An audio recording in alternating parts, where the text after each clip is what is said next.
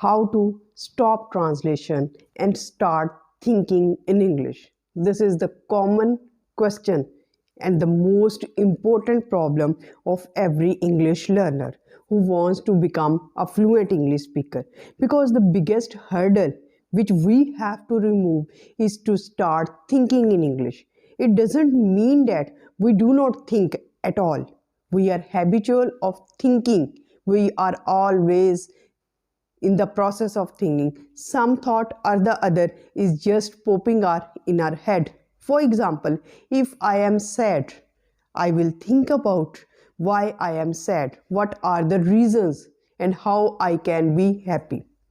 If I do not get good marks, I will think, how can I get good marks? What are the process? What are the procedures? So we are always thinking about some emotions, some feelings, some sad feelings, some happy feeling, some situation. Even if we are in our lonely position, we are habitual of thinking. But the problem is that all this thought process is in our native language, and we have to stop. We have to boycott this translation process, because this translation process is just like a poison to our fluency. If we really want to be a confident and fluent English speaker, we have to overcome this problem. And I have come up with this English session with 5 strategies and 5 ideas which will help you a lot to stop this translation process. How you can do this? You can do this with forced description. Yes, when you just get up early in the morning, you have to force yourself to describe all the things around you, all the objects around you in English. You can just make a plan about your day, what you are going to do throughout the day. For example, when I get up early in the morning, I will think that I have to make breakfast for my kids. I have to make them prepared for the school. After that, I will write a speech for my son. And after this process, I need to go to bazaar for grocery. And after this process, there is an urgent need for me to call to my friend on phone. So all this process, all this thinking process, instead of in my native language, I should force myself to think in English. This is called forced thinking, and it should be practiced on the regular basis for more than 2 weeks. If you practice, your brain will automatically be trained to think in English. It doesn't mean that you think in English, you force yourself to think in English on one day and next day you just skip. No, you don't have to skip. You have to be very constant in your thinking process. You have to think on the constant basis. The next thing is that imagined conversations. Number 2 strategy is imagined conversations. You just have to imagine what kind of conversations I would have with my mother, with my brother, with my sister, with my teacher, with my friend.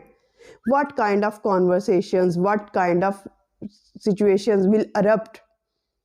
And if you don't know what kind of conversations you have with your friend, with your teacher, with your colleague, with your friend, with your sister, with your mother, with your father, you just need to go to Google and search out imagined conversations about different situations. You have to practice those conversations, because it will give you the content, it will give you the information, it will give you the vocab necessary to maintain the good conversation. It will boost up your confidence that I have expertise. I am expert in these conversations. If I have conversation with these kind of persons, I have enough vocab, I have enough information to have a smooth flow of my conversation. Number 3 process, the number 3 strategy is to start talking to your friend in English. You have to ask your friend to help you to talk to you in English. This conversation can take place on mobile phone, because a friend is the true picture of yourself, and he or she can really help you to talk to your English and to boost your confidence, to have a smooth flow of your confidence, and in this way you can maintain your fluency process. Number 4 strategy is to start with short sentences, not the long sentences, complicated vocabulary. You have to utilize, you have to use simple vocab, short sentences if you are not on an advanced or intermediate level. Why? Because if you search for the long and complicated sentences and vocab, you will run short of those vocab, and in this way your confidence level will decrease.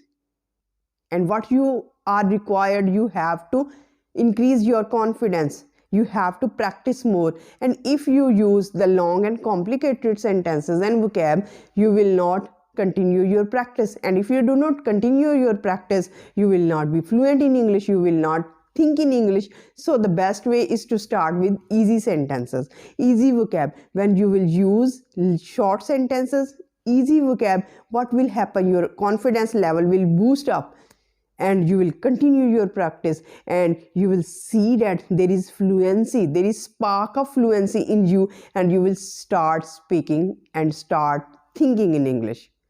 Number 5 and the final is positive affirmations. This is the best and the most favorite strategy for me and for every English learner. You have to make yourself believe that I am growing, I am advancing, I am becoming confident, and my English is improving day by day. I am not getting stuck. I am confident, and I am a super intelligence being, so that I am learning a foreign language. It is not the cup of everyone's tea. So you have to make yourself believe that I can do this. I am doing this. I can do this. I will prove my abilities. I will prove my capabilities. I will learn this language. This language is only a means of communication. I will prove that I am a confident English speaker. So these are the 5 strategies. If you follow these 5 steps, I think that you can think in English, and your problem of translation will solve forever. With this positive note, we end this video. For more such informative videos, do subscribe and like this channel and hit that bell icon, because it motivates me to make more videos. Till the next video, stay happy, stay blessed. Thank you so much. Have a